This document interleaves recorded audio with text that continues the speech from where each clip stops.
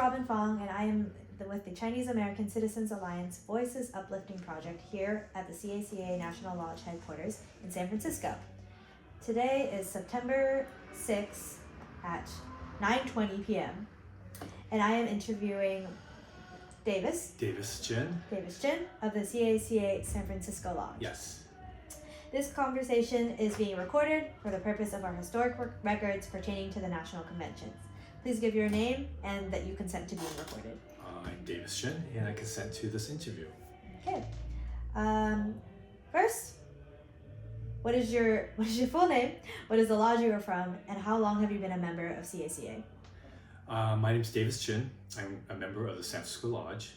However, my involvement with C.A.C.A. started at a very young age, preteens in fact, with the Salinas Lodge. The Salinas Lodge, which was founded in 1952, my father was a charter member and eventually a president in the early 70s. And you have to understand, in the Salinas Lodge, in the Salinas Chinese community, we all kind of knew each other. The families knew each other. So we were all part of the C.A.A., which acronym for Chinese American Youth Alliance. So we were all children of members of C.A.C.A. So community service was part of our lives, and something that was instilled in us at a very young age. So we participate in a lot of fundraising, a lot of community service events, and therefore C.A.C.A. was part of the fabric of my life. And as I said, this was in the Salinas Lodge. And then when I finished college, I became a member of the Salinas Lodge, where I remained for a few years. In 1992, I became a member. And then in 1997, when I relocated due to my job here in San Francisco, I then transferred my membership to San Francisco Lodge. And I've been a member ever since.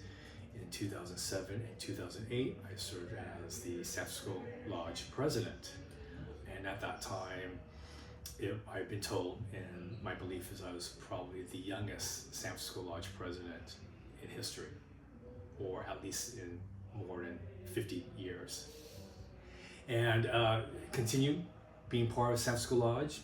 Also became involved with National in 2001 when I was first elected as a national executive, and have just served continuously on the national board in various capacities, including secretary, executive vice president, and eventually in 2017 I was elected national president, and have still even continued my involvement with C.A.C.A. both at the local and national level, because it's something that's part of my life, and I'm very passionate about this organization and the efforts that we make in our local communities, as well as state and nationwide. Thank you for all of your involvement and service. So, as I said, today is September 6th. How are you feeling about the convention so far, and what has been your favorite thing about it? I think most people can look at my face and see that I've been very happy and very pleased with the convention. As the National Convention Chair, I'm really pleased that National, and especially my fellow San Francisco Lodge members, have stepped up to host the convention within a very short time period. To plan a national conference with 3 months time can be viewed as a daunting task, but it's something that I enjoy very much. My former career was in hotel management, so planning conferences and conventions is kind of in my DNA. So as a National Convention Chair, I oversee many different facets and tasks throughout the convention, leading up to and during the convention. So this has been a labor of love, and it really doesn't feel like work when you're loving every minute. It's been long days and nights, but if the attendees are enjoying themselves and having fun, then it's definitely worth the effort. And you know, if there's anything that people leave San Francisco with is if they've enjoyed our hospitality and our friendship, and it definitely makes the whole project and the effort worthwhile.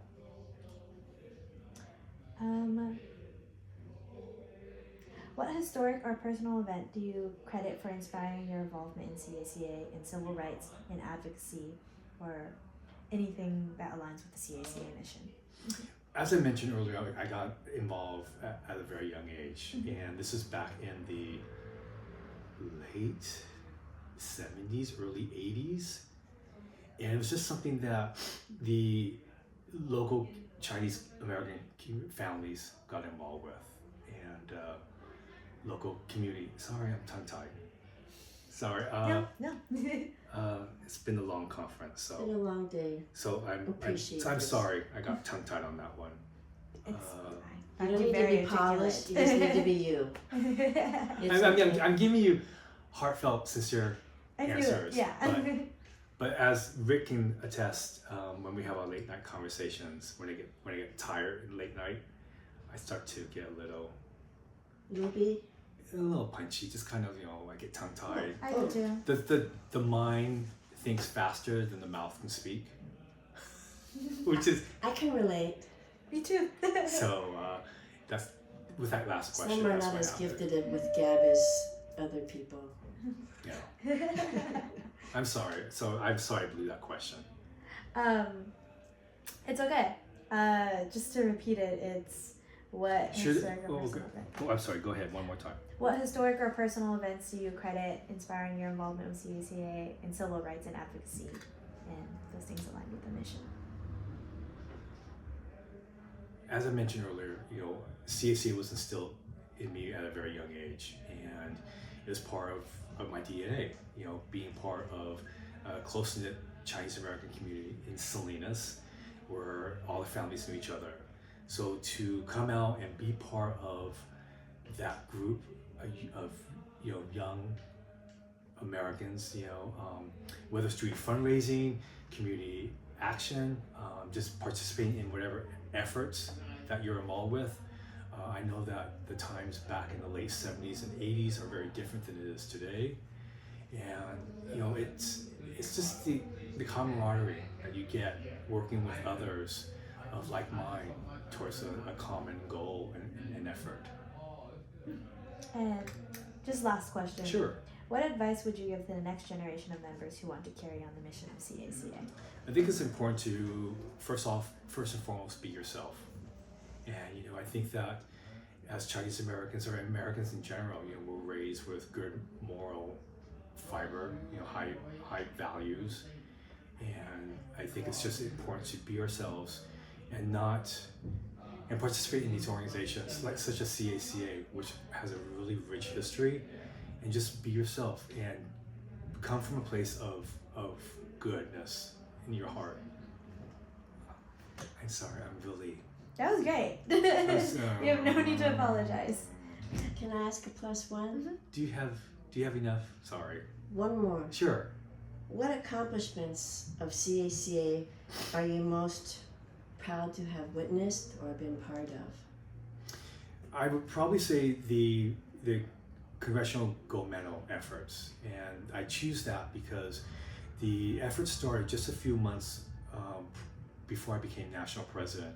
I was voted as national president during our convention in 2017 in Chicago, and just a few months before that, they started the Congressional Gold Medal project through my predecessor. And I was the national president while we were getting support in Congress. So to have the Senate pass their bill in September 2018, and then the House in December 2018, just a few months later, and the president signing it into law during my administration, is something that I'm very proud of. And it's a goal that was worked upon by tens of thousands of people, and I'm glad that C.A.C.A. was at the forefront of that achievement. I think that's it. Thank you so much. Thanks. You're the only I'm- one that's mentioned that so far. I might have been a little better if it was like in the morning. My Yeah. apologies, that's my fault. Yeah. We'd all be suffering from hangovers. But I think it's You, true Margie? and grateful. Yeah, I look like it and I did nothing to get there. No, it's as Rick knows, because Rick was a VP at that time. It's a project that I inherited. Ed had started. Tough. Ed had started it, and that became the focal point of our organization. And our mission was getting it passed, because we had spent a lot of resources, both manpower and financing. And as national president, as a fiscally responsible president, I wanted it to pass, because it would have been painful had it not passed, and C.A.C.A. had already sunk in tens of thousands of dollars, and that would have been just devastating to me and to the organization to have made that effort and it not passed. So what happened is, because I inherited that project, that was at the forefront. Pretty big burden. So I couldn't institute other programs, because our focus was the Congressional Gold Medal. Mm-hmm. And then once everything got passed, I only had a few months left in my administration, and I chose not to seek a second term, because once again, at the national level, I was probably one of the youngest presidents in many decades. And because I'm also passionate about this organization, I thought, well, once I retire and have more time, I could come back and be president again someday. When I say someday, like 10, 15, 20 years, because when I was elected San Francisco Lodge president, I was 37 and 47 as national president and a working adult. Fast clip. And if you look at our latest line of presidents, they tend to be a little older and retired or near retirement. So to be a working adult in your late 30s or late 40s with a full-time job, it's sometimes difficult to balance all the balls and not drop anything. But when you have a great organization, my partner Jay has been extremely supportive, and I couldn't have asked for anything better. So thank you for your questions. Thank you for your time. Sure.